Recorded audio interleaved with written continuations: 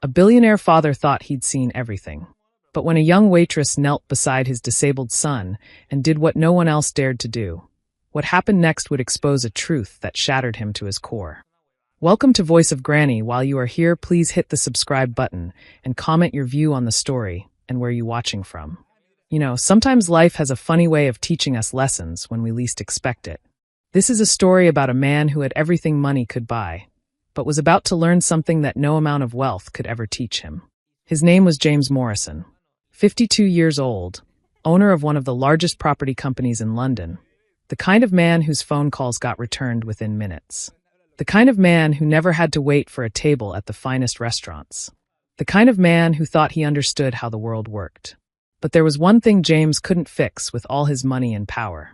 His son, Oliver. Oliver was born 15 years ago on a rainy Tuesday morning in March, and from the moment he came into this world, James knew something was different. The doctors called it cerebral palsy. Big medical words that basically meant Oliver's muscles didn't work the way other children's did. His body was stiff, his movements were difficult, and his hands would shake without warning. James had spent millions over the years. The best doctors in Harley Street. Specialists flown in from America and Switzerland. Physiotherapists, occupational therapists, every kind of therapy you could imagine. And yes, some of it helped. But nothing, absolutely nothing, could take away that look in Oliver's eyes. That quiet sadness. That loneliness that seemed to live deep inside his boy. As a father, it broke James's heart every single day. Now, I need to tell you something about James. He loved his son more than life itself. But loving someone and truly understanding their pain are two very different things. James was so busy trying to fix Oliver's body that he never stopped to ask what his son's heart really needed. And that brings us to that Saturday evening in late September. There was this charity event, you see. A big fancy fundraiser at the Grand Riverside Hotel in central London. One of those old Victorian buildings with marble floors and crystal chandeliers that cost more than most people's houses. The kind of place where everyone wears their most expensive clothes and their fakest smiles.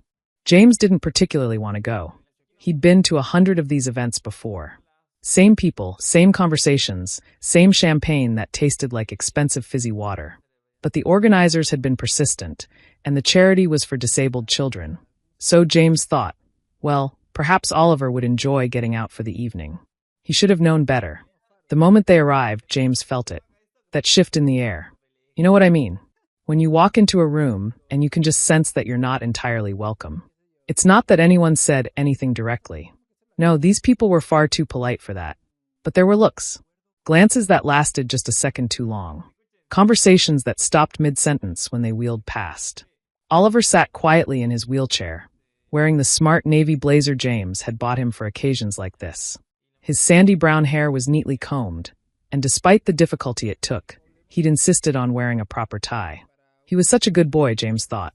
Always trying so hard to fit in, even when the world made it clear he was different. The ballroom was magnificent, I'll give it that. High ceilings painted with elaborate scenes of angels and clouds. Tables draped in white linen, each centerpiece a massive arrangement of white roses and lilies. A string quartet played classical music in the corner, the kind that's supposed to make you feel cultured and sophisticated. James guided Oliver to their assigned table near the back of the room. Not quite hidden, but not exactly center stage either. He'd learned over the years that this was where people like them were usually placed. Close enough to be counted as present, far enough away not to make anyone uncomfortable. As the evening began, James watched the other guests arrive. Men in perfectly tailored tuxedos, women in evening gowns that probably cost more than a year's rent for most people. They air-kissed and laughed, and talked about their summer holidays in the south of France and their children at boarding school. And then James noticed her. She was young, probably early 20s, moving gracefully between the tables with a silver tray of champagne glasses. Her skin was a beautiful deep brown that seemed to glow under the chandelier lights, and her hair was pulled back into a neat bun that showed off her delicate features. She wore the hotel's standard uniform, a crisp white shirt, black waistcoat, and a black skirt. But it wasn't just her appearance that caught James's attention. It was the way she moved. There was something careful about it, something deliberate. She smiled at the guests as she served them, but James noticed how some of them barely acknowledged her existence. How they'd take their drinks without even looking at her face. how a few would wave her away with an impatient hand gesture, as if she were an annoying insect rather than a human being. And he noticed something else too. Every now and then, her eyes would dart around the room, as if she were constantly aware of being watched, constantly calculating her next move. It reminded James of how deer act in the wild, always alert, always ready to run. He wondered what her name was. He wondered what her story was. But then the speeches started, and he turned his attention back to Oliver, who was struggling to hold his glass of orange juice without spilling it. James had no idea that within the hour, everything he thought he understood about the world was about to be turned completely upside down. And it would all start with one simple act of kindness. The speeches dragged on the way they always do at these events. Important people talking about important things, using important words that don't really mean very much at all. James glanced at Oliver every few minutes, watching his son's face for signs of boredom or discomfort. But Oliver wasn't looking at the speakers. His eyes were fixed on something else entirely. The music had changed. The string quartet had been replaced by a small band, a pianist, a double bass player, and a woman with a voice like honey and velvet mixed together. They were playing old standards, the kind of songs your grandparents might have danced to. And couples were beginning to move onto the dance floor. James's stomach tightened. He knew this moment. He dreaded it at every event they'd ever attended together. Oliver loved music. Absolutely loved it. At home, he'd listened to everything from classical to pop, his head moving slightly to the rhythm, his eyes lighting up in a way they rarely did otherwise.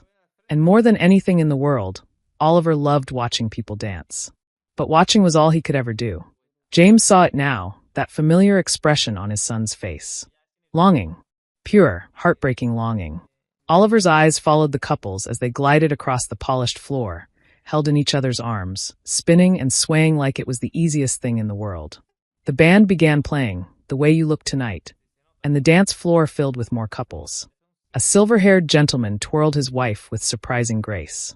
A younger couple moved close together, lost in their own world. Even some of the stuffier guests seemed to relax a little, swaying gently to the music. Oliver's hands gripped the armrests of his wheelchair tightly, or as tightly as his limited strength would allow. One of his legs started to spasm slightly, the way it did when he was feeling strong emotions. James reached over and placed his hand on Oliver's shoulder, a gesture that was meant to comfort, but somehow felt completely inadequate. What do you say to your child in moments like these? What words could possibly make it better? James was about to suggest they step outside for some fresh air, anything to get away from this painful reminder of what Oliver couldn't do, when something unexpected happened.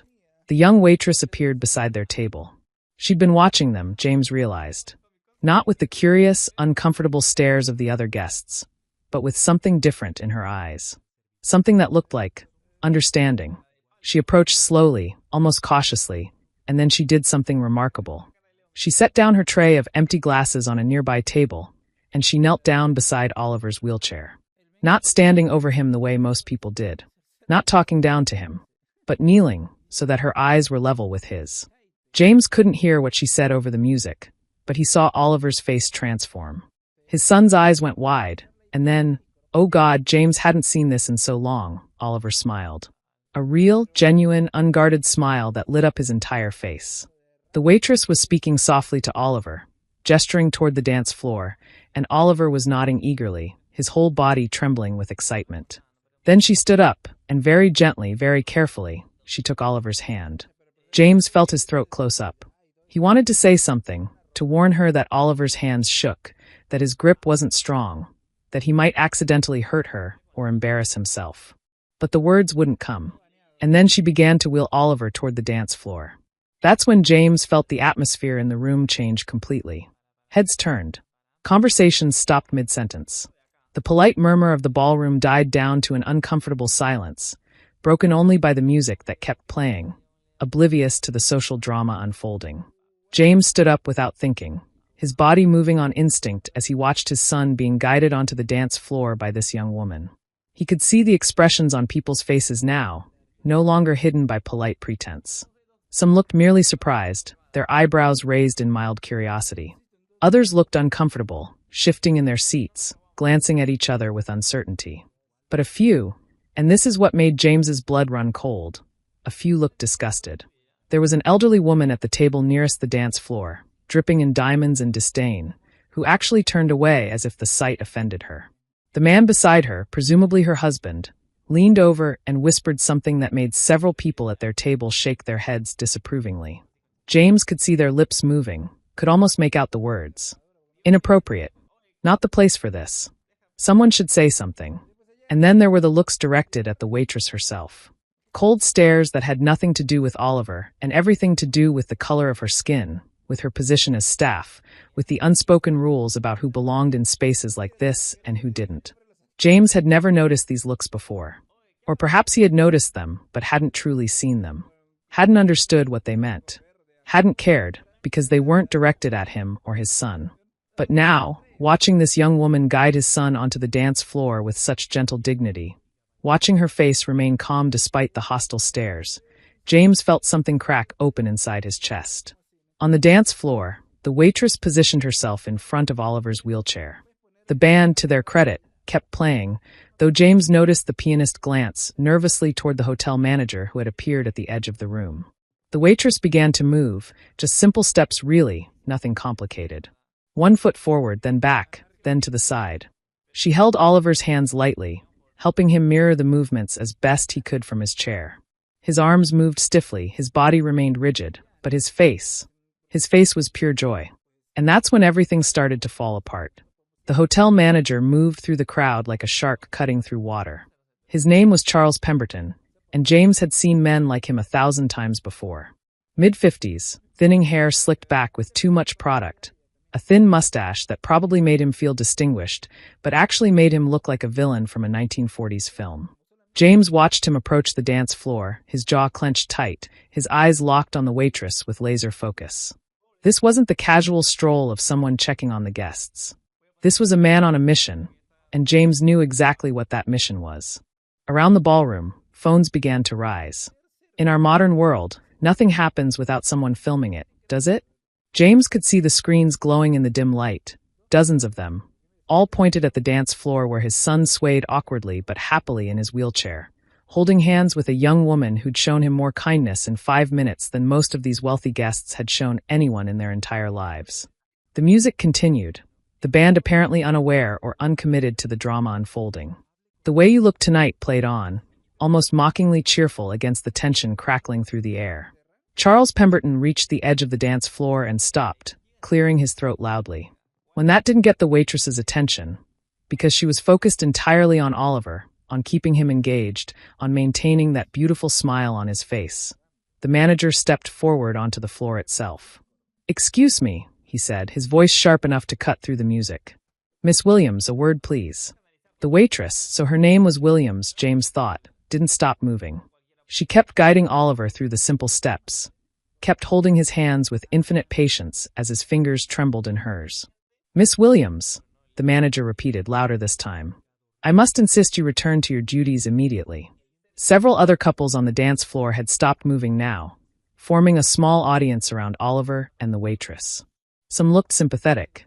Most looked awkward, the way people do when they're witnessing something uncomfortable and desperately want to be anywhere else. Finally, the waitress slowed, though she didn't let go of Oliver's hands. She turned her head slightly toward the manager, her expression calm, but her eyes defiant.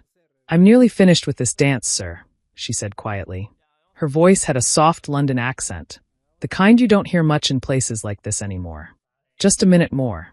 Now, Miss Williams." The manager's face was reddening. "This is highly inappropriate. You're here to serve refreshments, not to." He gestured vaguely at Oliver, as if unable to find the right words, or perhaps unwilling to say what he really meant. The band had stopped playing now. The whole ballroom had gone silent. James could hear his own heartbeat pounding in his ears. Oliver looked confused, his smile fading, his eyes darting between the waitress and the angry manager. His hands began to shake more violently, the way they always did when he was upset or scared. "Please," the waitress said, and there was something pleading in her voice now. "He's just having a dance. We're not hurting anyone." "You are disrupting the event," Charles Pemberton said coldly. "You are making the guests uncomfortable. And you are violating hotel policy by fraternizing with guests in this manner." James saw it then, clear as day. This had nothing to do with hotel policy. The manager couldn't care less about Oliver having a dance. What bothered him, What truly offended him was the sight of a black waitress holding hands with a wealthy white child in front of all these important people. It was about maintaining the proper order of things, about keeping everyone in their assigned place. The manager reached out and put his hand on the waitress's arm. Not roughly, exactly, but firmly. The kind of touch that says, "I have authority over you, and you will do as I say." That's when something inside James Morrison snapped. He didn't think. Thinking would have taken too long. He simply moved. In 4 long strides, he crossed the distance between his table and the dance floor. His chair toppled over behind him with a crash that made several people gasp. He pushed past a couple standing frozen at the edge of the floor, nearly knocking over someone's champagne glass.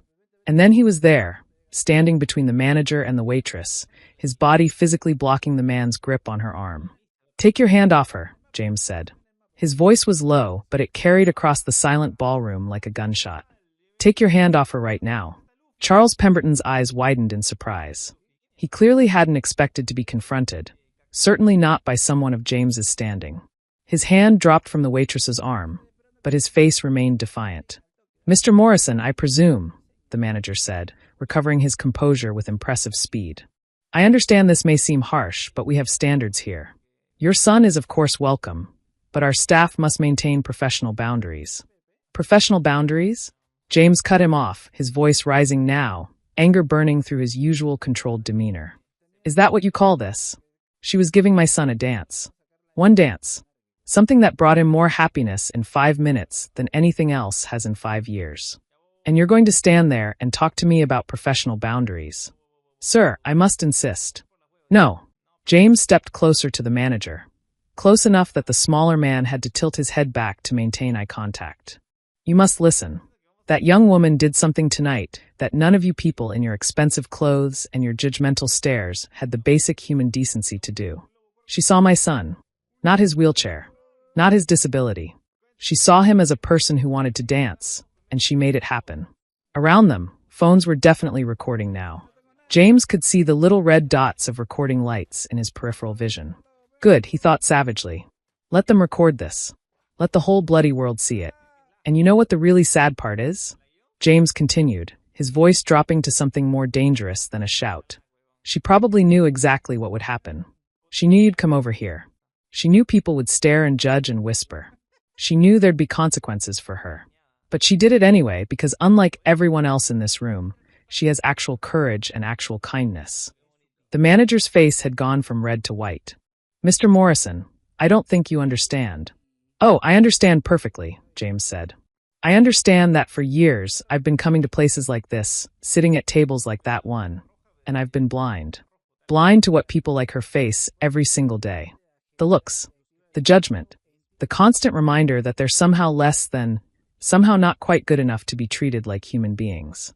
He turned to look at the crowd of guests watching with various expressions of shock, discomfort, and in a few cases, shame. "And I understand something else," James said, addressing the room now.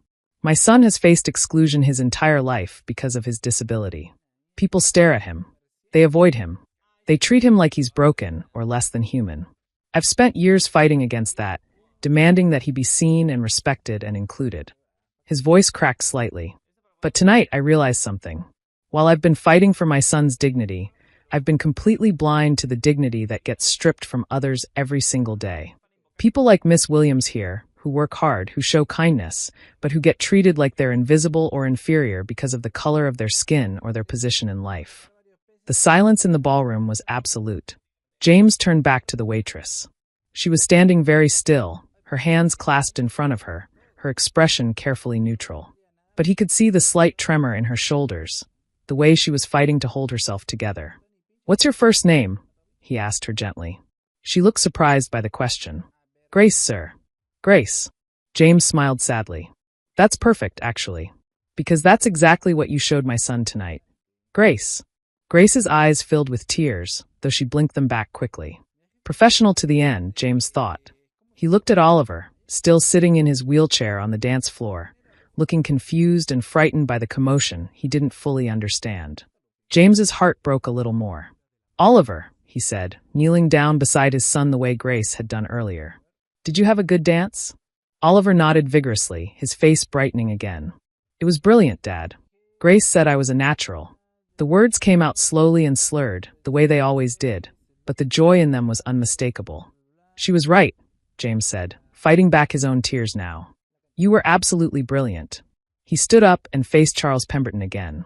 The manager looked distinctly uncomfortable now, clearly realizing that this situation had spiraled far beyond his control. Here's what's going to happen, James said, his voice firm and businesslike now. Grace is going to finish this dance with my son. The band is going to start playing again, and you're going to step aside and let it happen. Are we clear? Mr. Morrison, I have a responsibility to the hotel's reputation. The hotel's reputation? James let out a harsh laugh. Let me tell you about your reputation right now. Every person in this room has a phone. This entire confrontation is being recorded from a dozen different angles. By tomorrow morning, it'll be all over social media. The question is, what story do you want people to see? He gestured around the room. Do you want them to see a hotel that stopped a disabled boy from having a simple dance? That punished a kind employee for showing compassion? That chose outdated prejudices over basic human decency? Because I promise you, that's the story that's being recorded right now. Charles Pemberton's face had gone through several color changes during this speech, finally settling on an ashen gray. Or, James continued, the band could start playing again. Grace could finish her dance with Oliver. Everyone could see that this hotel, when faced with a choice, chose kindness over cruelty. Chose inclusion over exclusion. That's the story I'd want told about my business. Wouldn't you?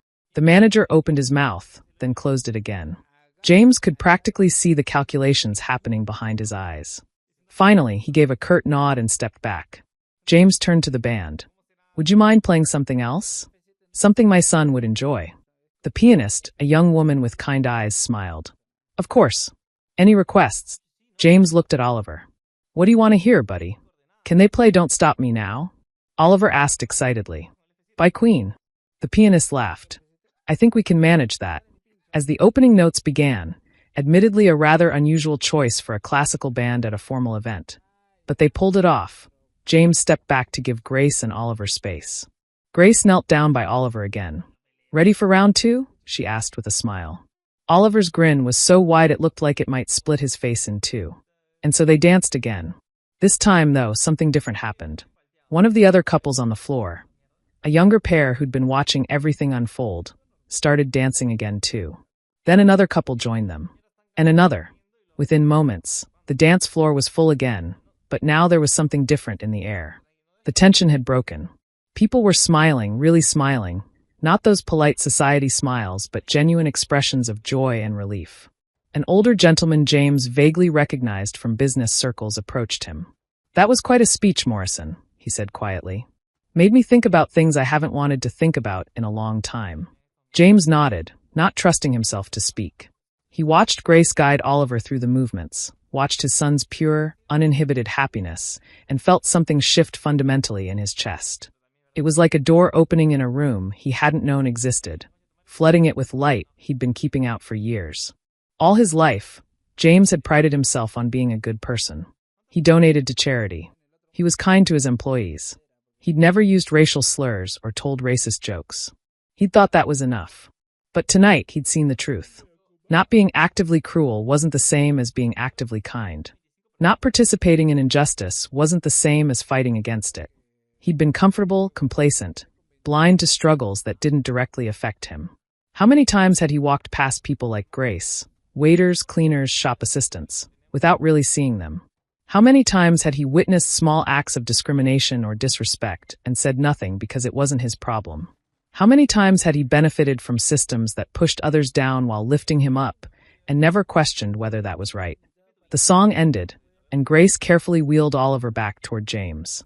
His son was flushed and happy and more animated than James had seen him in months. Thank you, James said to Grace, and he put everything he was feeling into those two simple words. Thank you for seeing him, for seeing who he really is. Grace's smile was sad but warm. He's a lovely boy, Mr. Morrison.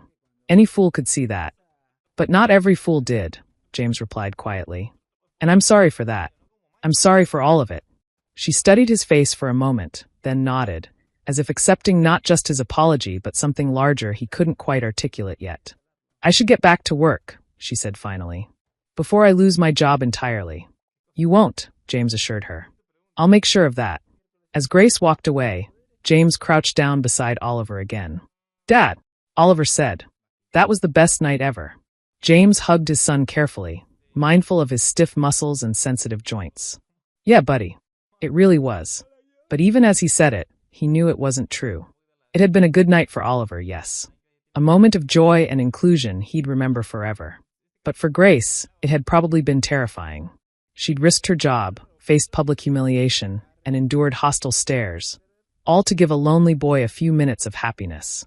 And when the night was over, she'd go back to her flat somewhere in London, probably exhausted, probably worried about whether she'd still have work tomorrow. And that was the real lesson of this evening, James realized. His son's disability had taught him about one kind of exclusion and prejudice. But it had taken Grace's courage to show him how many other kinds existed, how many people fought invisible battles every day just to be treated with basic dignity. The question was, what was he going to do about it? The rest of the evening passed in a strange blur. James stayed at the event, not because he wanted to, but because leaving immediately would have felt like running away. Oliver was happy, riding high on the excitement of his dance, chattering away in his slow, careful way about the music and the lights and how Grace's hands had felt so steady in his. But James couldn't focus. His mind kept replaying the evening's events, seeing things from angles he'd never considered before. He watched Grace move through the ballroom, back to her work serving drinks and clearing tables. She maintained that same professional composure, that same pleasant smile, but he noticed things now he hadn't before. The way some guests still refused to make eye contact with her. The way one woman actually pulled her handbag closer when Grace passed by. The way an older gentleman snapped his fingers at her like she was a dog rather than simply saying, "Excuse me." Each small indignity landed like a punch to James's gut. Around 10 o'clock, James told Oliver it was time to go home. His son protested, still riding the high of his perfect evening. But exhaustion was beginning to show in the tightness of his muscles and the droop of his eyelids. As they made their way to the exit, James spotted Grace near the service corridor. Without fully thinking it through, he wheeled Oliver over to her. "Grace," he said, "can I have a moment?" She looked surprised but nodded, glancing quickly around to see if the manager was watching. James pulled out his wallet and withdrew a business card. "This is my direct number," he said, handing it to her. "If there's any trouble tomorrow, any repercussions at all from tonight, I want you to call me immediately. And," he hesitated, then continued, "I run a large property company. We're always looking for talented people. If you're interested in something beyond waiting tables, I'd like to talk to you about opportunities." Grace stared at the card, then at him, her expression unreadable. "That's very kind, Mr. Morrison, but I don't need charity." "It's not charity," James said firmly. "What you did tonight, standing up for what was right even when it put you at risk, that takes courage and character. Those are qualities I value in employees. I'm not offering you a job out of pity. I'm offering you an opportunity because I think you'd be an asset." She studied him for a long moment, then carefully tucked the card into her pocket. "I'll think about it," she said finally. "That's all I ask." James smiled. "And Grace, thank you again. You gave my son a memory he'll treasure forever." "He gave me one too," she replied softly, and James saw that her eyes were bright with unshed tears again. The drive home was quiet. Oliver fell asleep almost immediately, his head lolling to the side, a small smile still on his lips. James drove slowly, in no hurry to end this night, knowing that tomorrow would bring complications and consequences he couldn't fully predict. The next morning, James woke up to find the incident had indeed gone viral, just as he'd predicted. Someone had posted a video with the caption, "Billionaire defends disabled son's dance partner against racist hotel manager." It had been shared thousands of times already. The comments were illuminating. Some praised James for standing up. Others criticized him for making a scene. But what struck him were the comments from other people of color, sharing their own stories of discrimination, their own experiences of being made to feel less than human in supposedly professional settings. James read every single one, even the ones that made him deeply uncomfortable. Around noon, his phone rang. It was an unknown number. "Mr. Morrison? It's Grace Williams. From last night." "Grace, hello. Is everything all right? Did they give you trouble?" "Actually, no." She sounded surprised. "The hotel called me this morning. Apparently the video has been so widely shared that they're terrified of looking bad." They've offered me a promotion to event coordinator with a substantial raise. They're calling what I did exemplary customer service now. Her tone was dry. Funny how the narrative changes when the public is watching, isn't it? Congratulations, James said, genuinely pleased. You deserve it. But my offer still stands, if you're interested in exploring other options. I'll keep that in mind, she said. But actually, I'm calling about something else. After what happened last night, several disability advocacy groups have reached out to me. They want to organize an event, a proper dance for children with disabilities and their families. No judgment, no barriers, just music and joy. They asked if I'd help coordinate it, and I thought. She paused. I thought maybe you and Oliver might want to be involved. James felt his throat tighten with emotion. We'd love to, he managed. Oliver would be over the moon. Good, Grace said, and he could hear the smile in her voice.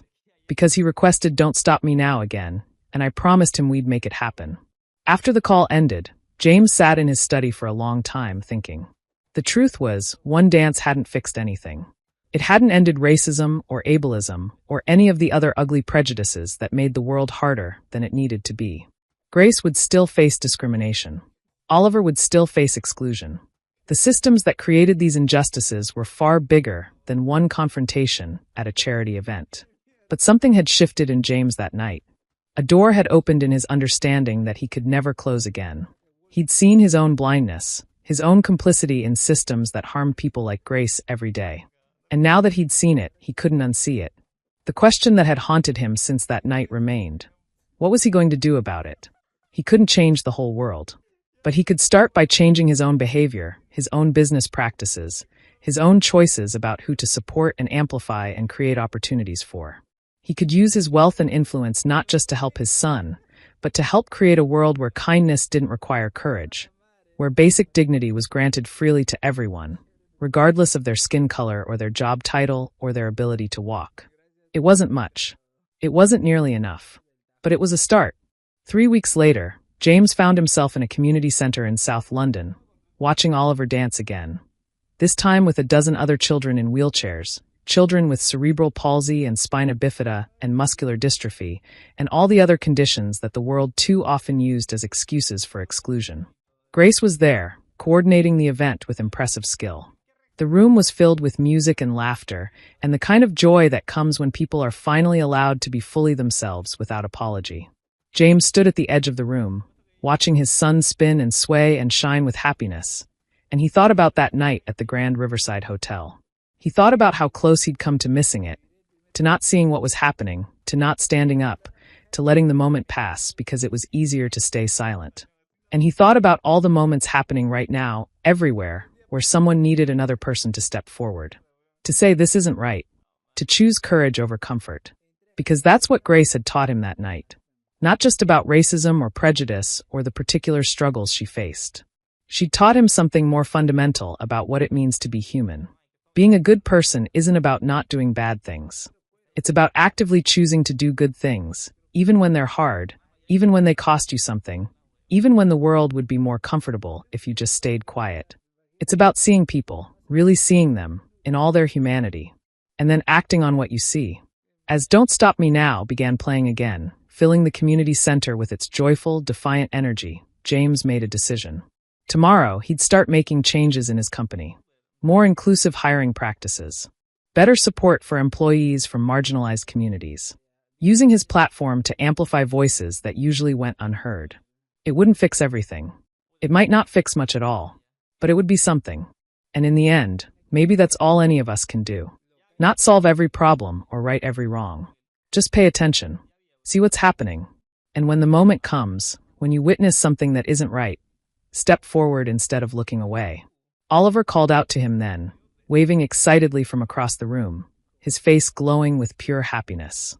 Grace was beside him, laughing at something he'd said, and around them were dozens of other families who'd been told their children couldn't, shouldn't, wouldn't be able to participate in something as simple as a dance. But here they were, dancing anyway. James waved back at his son, his heart full of a complex mixture of emotions he couldn't fully name. Pride, certainly. Love, absolutely. But also something else, a quiet determination, a sense of purpose he hadn't felt in years. The world was full of Grace Williamses, People showing courage and kindness every day despite the cost. People fighting battles he'd never even noticed because he'd never had to fight them himself. But now he'd seen. He'd understood. And he could never go back to the comfortable ignorance of before. So here's what I want to leave you with, because this story isn't really about James or Oliver or even Grace. It's about all of us. Every single day we make choices. Small choices mostly. Whether to notice when someone is being treated poorly. Whether to speak up when we see injustice. Whether to step out of our comfortable bubbles and really see the world as others experience it. Most of the time, staying silent is easier. Looking away is simpler.